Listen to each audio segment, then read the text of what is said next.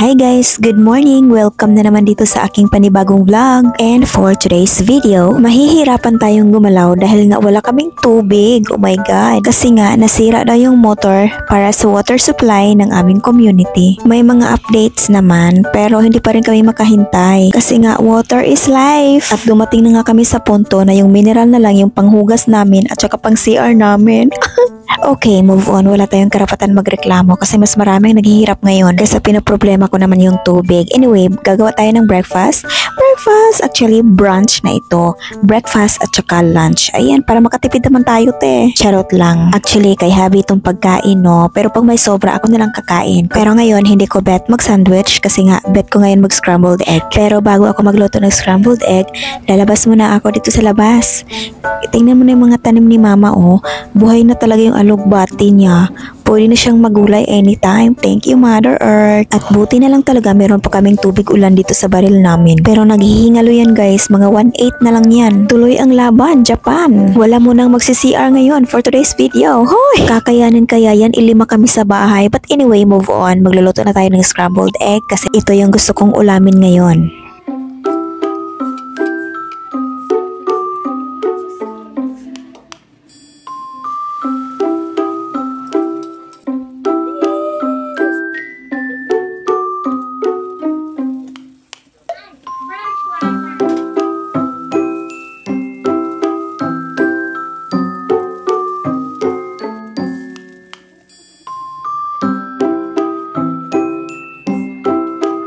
Brunch is ready! Kami lang munang tatlo kasi work ang kanilang inahan. At may tira pa pala kaming ulam last night, paksiw na isda. And of course, ako lang naman yung kakain yan kasi hindi naman kumakain ng isda itong mga batang to. O, tingnan mo, itlog lang yung kinuha tapos sinisiparate yung kamatis. Ako lang naman yung kakain yung sobra nila. Mahilig din pala ako sa ampalaya guys. O, tingnan mo, ako lang talaga nakakaubos ng ampalaya na yan.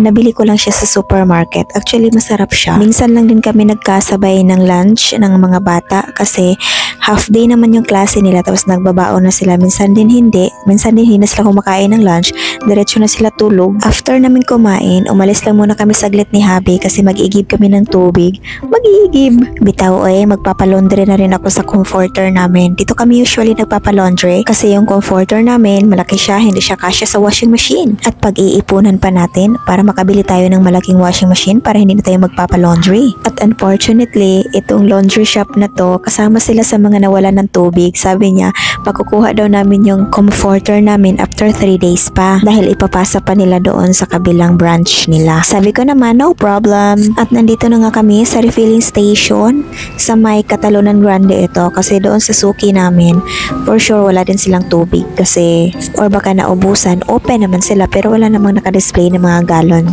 So, dito na lang kami dumiretso para for sure meron talaga kami mabibitbit. Habang nagre-refill sila, dito muna ako pumasok sa kabilang door. Mayroon palang nagtitinda dito ng mga karne. So, bumili na rin ako. Actually, medyo sila, cheaper sila kumpara sa supermarket. At naisipan kong bumili ng pangsabaw.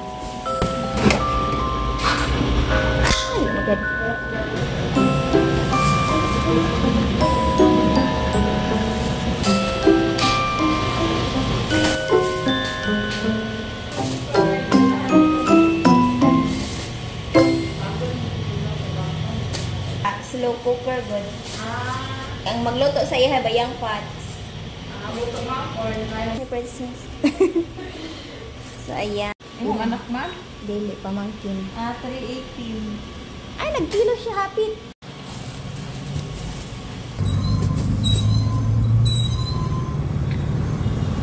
Pauwi na kami. So, nag-drop muna kami dito sa Rose Bake Shop kasi bumili ako ng bread. And then, bumili na rin ako ng banana doon sa labas kasi gusto kong kumain ng ganito. Nilagyan ko lang ng plastic para iwas man siya sa kaldero natin. Oh my God, mahirap pa naman yung tanggalin.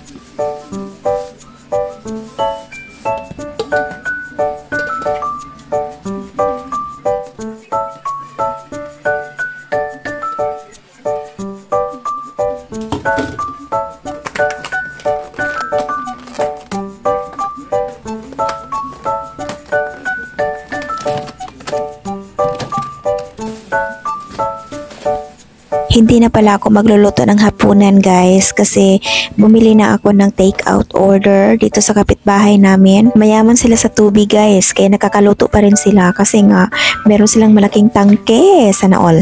At inutusan ko lang tong pamangkin ko na mag-ice.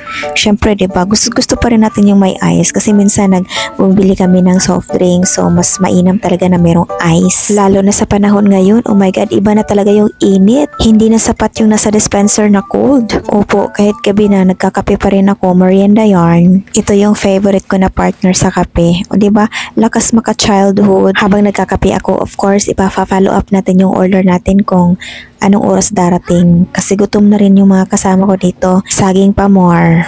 Na ay fire truck during the pita.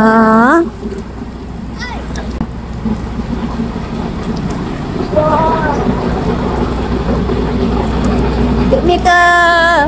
O, di na siya.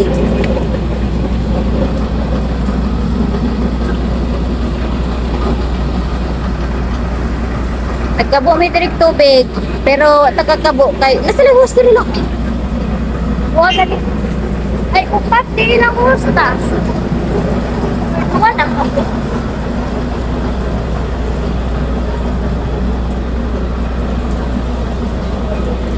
Wala siya.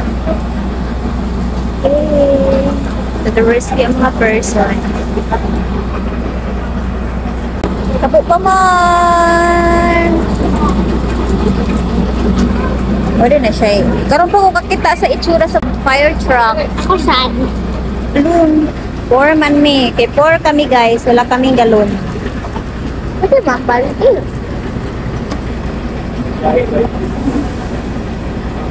Ay, ito, mangita daw ko galon dito. Yan. Hindi na kayo masipya tayo. Relax ka po dito. Pangalakit, maura mo na ilang suganan dun. Sino ba din? Mga planggana pa, matangi. Kaya di na pa sure ma. Diba o? Mabutang niya yung planggana. Isa pwede ka, zero, pwede mabutangan. Pwede sa kitsil. Ano saan eh? Tayo nga na mo, atos kapos na mag-isa. Ano wala yung bobo? Talaga ko man yan ba?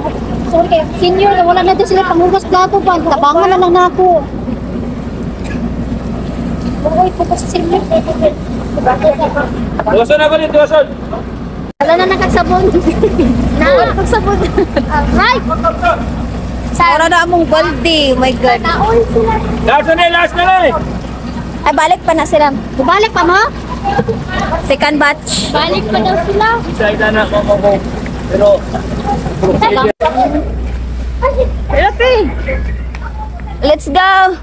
Ano kinabuhi isa? Nahurot naman na. Oy, dili problema ang di ka vlog dito sa anino lang para makita. Kinsa ingon nga di may kabalo mo hakot, ha? Balo mi mo. Ibala.